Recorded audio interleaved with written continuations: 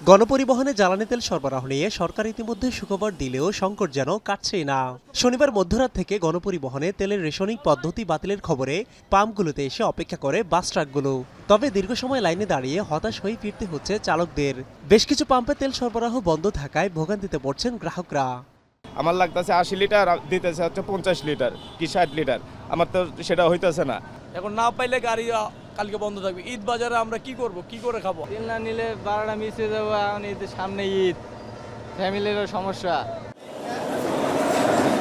কদিন বাদে ঈদ, তাই রাইড শেয়ারিং মোটরসাইকেল চালক কিংবা ব্যক্তি পর্যায়ে যানবাহন সবারই ব্যস্ততা খানিকটা বেশি। তেলের এই সংকট তাদেরও ভোগান্তি বাড়াচ্ছে। পাম্প কর্তৃপক্ষের দাবি, তেল শেষ হওয়ায় সাময়িকভাবে বন্ধ রাখতে হচ্ছে বিক্রি। আমাদের দ্বারা করে সবার পাম্পের ভিতরে ঢুকেই না, এখন বলতেছে ওনারা তেল নেই। আমি যদি 5 ঘন্টা 6 ঘন্টা ফুয়েলের পিছনে সময় দেই, তাহলে আমি বাকি ওয়ার্কিং আওয়ারে আমি কিভাবে কি করবো, আন করবো। যতক্ষণ ছিল আমরা তো ততক্ষণ বিক্রি করছি, এখন তেল শেষ, এখন তো আর আমাদের কিছু করার নেই। আগামীর অগ্রগতির ভিত্তি আনোয়ার ইস্পাত, স্ট্রংগেস্ট স্টিল সিন্স 1978।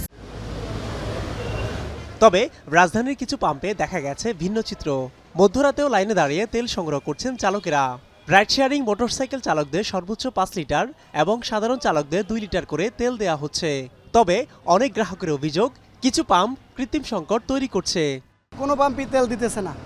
তেল মোটামুটি কম বেশি থাকে সব পাম্পেই, কিন্তু এটা একটা সিন্ডিকেট। 3 ঘন্টা 3.5 ঘন্টা দাঁড়াইছিলাম, এই এখনো পর্যন্ত 10 লিটার করে দিচ্ছে। কর্তৃপক্ষ বলছে, আগের চেয়ে চাপ কিছুটা কমেছে।